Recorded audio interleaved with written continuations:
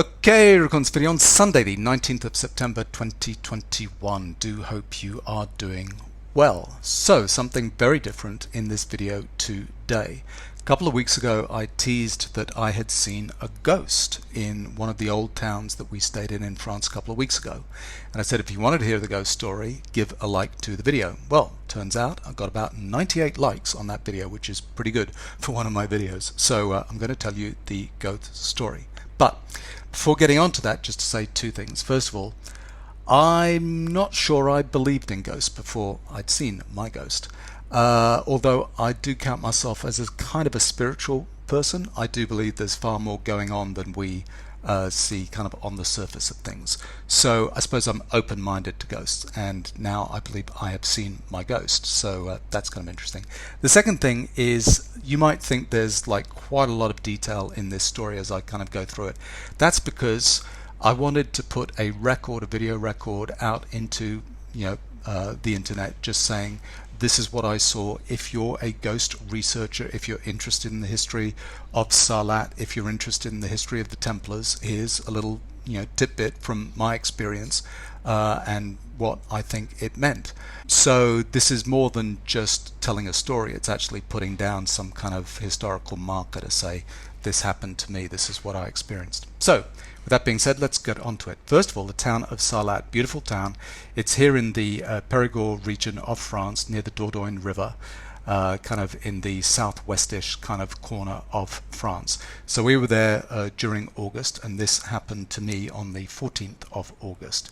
It's an absolutely beautiful town, flourished really in the 12th century. It's extremely old, and it benefited from what's called the Malraux law in France, which was put in place after the Second World War, 1962, which gave pretty large tax incentives to restore old residential buildings. And this is one of the first towns in France that was earmarked for that kind of help from the government, and it resulted in them being able to keep a lot of the old buildings, kind of original buildings, and restore them. And so now you go around and the town is just breathtakingly beautiful and medieval. This is a little statue on the corner of one of the main squares here. We've got on the right hand side, this is the oldest kind of chapel in the town, which has now been converted into a market. Absolutely beautiful. This is the old church here, but this is actually the newer part of the old church. There was an extremely old abbey and church just on this site, but it was replaced in the 15th and 16th century with this kind of church building, and that's going to be important in this story. And this little character here is called Le Badaud, which means the gawker or the onlooker. And it's a beautiful statue, 2002 bronze, overlooking this kind of view. And you have to get this view early in the morning. We were lucky to stay in the town, so we could wake up at like 6:37 in the morning, walk around, there's no one around, you can take fabulous photographs. But as soon as 11 a.m. hits in the morning, the town is just flooded with crowds, just seeing everything in the town. And it's a lot bigger than just this one square. It goes for streets and streets back. The apartment we stayed at was on the Rue de la Paix, and this is a photograph from 100 years ago where you can see the original kind of building, and this is the renovations they've done on the right hand side. And this building, kind of judging on the other buildings and what we know about surrounding history, the building we were staying in was probably about 15th century, so 1400s there. They've done a beautiful job of the renovation, and this is inside of this, and absolutely massive ceilings, and you can see all the medieval detailing here. So we've got an old fireplace with a huge mantle here. This is about 6 foot tall here, and then the whole ceilings are 12-14 feet kind of high. All of these windows kind of look onto the old part of town, and they've kind of done this great renovation here. And it's interesting that in this corner there's actually a staircase, or a door to a staircase, that has been closed off. Well, on the night in question, the 14th of August, I was sleeping in the second bedroom here. I was feeling pretty crook from traveling, and I had COVID kind of coming on, so I decided to sleep in the second bedroom alone. Mrs. Emini-Watch was in the larger bedroom on the right hand side. So I was inside this bedroom here, looking the other way into the apartment. And at about 2 or 3 a.m. I was awoken by a ghost, and I felt the energy and kind of ball of energy and the the vision of this ghost come from this corner where the staircase had been, all along this wall, and come straight to the door inside the bedroom where I was, and stand at the door. And he moved very quickly from here to here. There was a halo around his head. He was dressed in a white tabard, and this is what a tabard kind of looks like, and this is what the Knights Templar used to have on top of their suit of armor. And I screamed out really loud. Now, I didn't see any of the armor or chainmail or any weapons that he was carrying, and I didn't see a helmet. What I did feel, though, was that there was a squared off kind of head to him, and that there was definitely a halo, a bright light around his head. And when I screamed out, I don't know what I exactly said, but I wasn't afraid. It didn't feel like a negative kind of thing that I said, like go away, keep away. It was like it's okay, I'm okay, it'll be okay, or something like that. It felt like a positive feeling, but I don't exactly remember what was said. Anyway, so next morning, obviously I asked my wife, did you hear me scream out in the night? And she said, God, yeah, of course I did. It was pretty loud. And she said, what was it? I said, I saw this ghost, and it was kind of a feeling of energy and something kind of coming towards you. So I'd known nothing about the history of the town of Sarlat. All I'd seen is a video on YouTube a year prior, just showing how beautiful the town was and the markets and so on. And that's why we decided to go there. But I hadn't looked up anything in terms of Wikipedia or the history or anything like that. But I just had in my head this vision of the tabard, the white tabard, and I said, you know, it looked really like the kind of the white tabards that the Knights Templar would wear on top of their kind of coats of armor. And so I just Googled Sarlat and Knights Templar, and what do you know? There is a Templar cemetery about 250 meters away from where we were staying. So this is where we were staying, under this kind of red square here. The square with the statue that I showed you in a previous slide was just about here. And then this is the church where we saw the big steeple there. And this is where the old church and abbey was, with a cemetery behind it. Now, to be fair to the people of Sarlat and the historians of Sarlat, they do not call this the Templar Cemetery.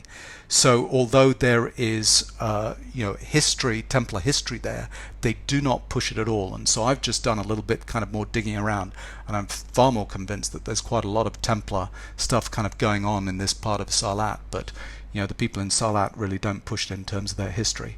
If you go to that cemetery, this is what's going on. There are some temporary bleachers that have been built on top of this Templar cemetery, and they were having some concerts at night in this kind of square here. The church itself, this part of the church is quite new in 15th, 16th century, but the old church was on this kind of part of the building here and backed onto this Templar cemetery, and this is what was underneath those bleachers, and these are these kind of old tombs of what I think are probably Templar knights in there. And this whole area here is called the Jardin des Enfers, which means the Garden of Wall Tombs. So again, they don't call it the Templar Cemetery, they call it something else. But if you go into a little bit of history of the area, you can see that there's a very, very strong kind of Templar kind of connection. So this is the back area where we had these bleachers being built here, and these are those tombs that you can see underneath the bleachers here and here. That's what's showing on this picture here. And at the back of the church, up on this little rise here, is what's called the Lantern of the Dead. And they call this a very mysterious building in Sarlat. They don't really understand the history of this at all. They don't understand the architecture. It's why is it that shape? A lot of people say, well, it looks like, at the time popes used to wear kind of hats that looked in that shape. They also said, well, it's also kind of come from the Middle East, and there are some buildings of that kind of shape and so on. And they kind of look at this and say it's extremely mysterious. Well, I think it's far more obvious than that. So this structure was built after the visit of a very famous monk called St. Bernard of Clairvaux, who became the patron saint of the Knights Templar and also beekeepers. And if you notice, this building looks very like kind of medieval beehives. So that connection there, I'm not sure why they haven't kind of made that fairly obvious. It's a small chapel. They don't really understand how it was used at the time, but the history of St. Bernard of Clairvaux is very interesting. He was one of these kind of crazily influential monks that went around preaching all over France and Germany, and the Pope asked him to rally support for a second crusade to the Holy Lands. The first crusade had happened about 50 years earlier, and the Crusaders had won back Jerusalem from the Muslims. But in the intervening 50 years, they'd lost control of Jerusalem, and there was this upswelling of feeling that there should be a second crusade to retake Jerusalem from the Muslims and to take back Jerusalem into Catholic hands. Well, the Pope asked St. Bernard of Clairvaux to travel around France, ginning up support for this second crusade. Well, he was hugely successful. This guy was an unbelievable public speaker, and people were kind of having visions and fainting in front of him, and there were numerous miracles supposedly that he kind of performed, and one of those miracles was supposedly performed when he came to the town of Sarlat. He gave out loaves of bread. The story goes that a number of people who were ill, lame, whatever, ate the bread and recovered after that. So we have him kind of going up around France and also Germany, ginning up support. He comes to Sarlat. They're so impressed by him, they build this building at the back of their church, overlooking the cemetery that then becomes a Templar cemetery kind of in the years to come. Interestingly, he was so successful at that time ginning up support that they ended up killing quite a lot of Jews in Europe, because the Jews were not keen on giving money to the Christians to go back to Jerusalem and conquer it for the Catholic Church. So he also was tasked by the Pope to kind of tamp down the enthusiasm that people had for this kind of second crusade. Turns out the second crusade was not as successful as the first one. He was kind of blamed for it, and then decided to blame supposedly some of the crusaders and potentially the Knights Templar for not being as Christian as they should have been in their beliefs, and that's why the crusade fails. So anyway, quite a lot of kind of Crusader and Knights Templar history in this small cemetery. And then when you go to the cemetery, a lot of the tombs have been defaced, and after 1307 the Templars fell out of favor, and so you could imagine with a backlash a lot of their tombs would have been kind of defaced. But you can see some things, some elements that are very kind of Templar. So this particular cross form is very Templar. You can see here, I'm not able to kind of expand that, but this little bit here, there's a little cross there that's a typical kind of Templar cross, just like this one here. This photograph is actually taken from the Benac Castle, which is very close by, a few kilometers away from Sarlat. And underneath here again, you can't see on there, but when you go up close to this particular tomb, it's got MCCXX, which is 1220 in Roman numerals on that. So that tomb is about 1220, which is slap bang in the middle of the Templar kind of period. Interestingly, at Benac Castle, that is where Richard I had a bedroom up in the keep that you go and see, and it's quite magnificent in a simple way, but magnificent that it's been restored and so on. Richard I was Richard the Lionheart, who was the English king who stayed away from his country for years and years, fighting the Crusades and always coming back to England and France in order to raise money to go fight in the Crusades.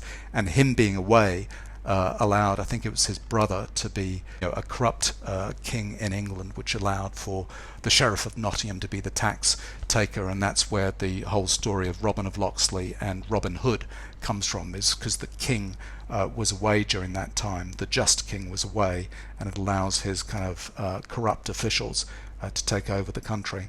So that's what the tombs look like. They've been defaced somewhat. And then the date of 1307 is really important, because that is when, on Friday the 13th, October 1307, 70 Templar knights from this region were arrested and then imprisoned in the city of Dom, or the town of Dom, which is a strategic fortress here, only 12 kilometers away from Sarlat. This is the view of this entrance into the walled city of Dom, and this is the view from the inside. And these two buildings here is where the Templar Knights, 70 of these Templar Knights, were imprisoned for a number of years. And they're famous now. You can visit inside the walls of the city to see where they were imprisoned, and they put graffiti on the walls. The Templar Knights are quite famous for their graffiti in various places kind of around France and the Middle East, but these were some examples of the graffiti that they scratched into the walls of their cell, because they were there for 11 years. 70 of these knights were there for 11 years and supposedly tortured to make confessions and so on, and horrible conditions for them. And it wasn't until 11 years later in 1318 that they were released from their imprisonment. Whether some of them died at the time, it's kind of unclear. A lot of the Templars were let go, and some of the Templars were subsumed into other groups and Mason groups and whatever in kind of years after that.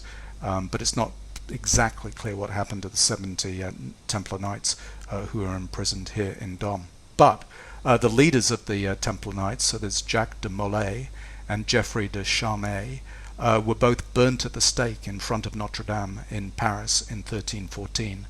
The reason why the French king in the first place had targeted the Templars was because he had a lot of money outstanding in debts to them, and so he destroyed the organization in order to get rid of those debts and also to seize all of their assets. So it's quite an interesting story from that perspective. And just to bring it back to finance, and the Templar organization is extremely interesting. Effectively, they were the first bankers, the first asset managers, and the first multinational corporation. Lasted about 200 years, from 1119 when they were founded to 1307 when they were finally kind of broken up. So the first thing that they had was they had a network of branches. They had these fortified castles or commanderies all over Europe, from Europe all the way across Greece and Turkey to Jerusalem. So it's like a bank's network of branches.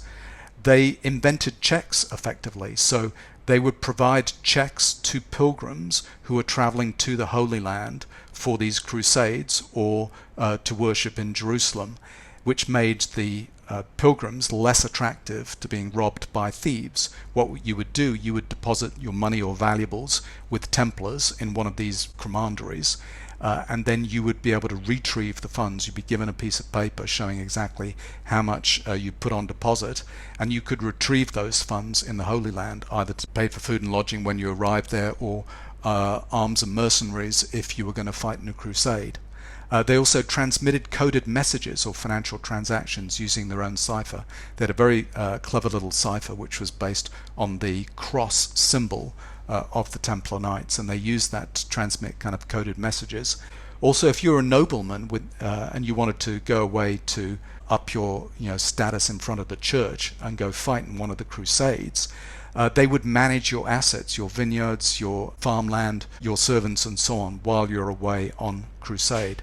They were also, interestingly, exempt from all taxes, all local laws, and they could pass freely through all borders. Quite important stuff. And lastly, to say, as a multinational corporation, they were involved in, they were a huge charity. They're in manufacturing, import, export. They owned land, farms, vineyards, churches, castles, a fleet of ships, and even at one stage they owned the entire island of Cyprus, which they used as a jumping off spot for launching crusades into the Holy Land. So there you go, a little bit of history about the Knights Templar and my little experience with this fellow. A ball of energy that looked like a Knights Templar kind of coming towards me in this very ancient town. So there you go, that's my little ghost story for what it is. I've seen my first ghost. I hope you get to see one day too.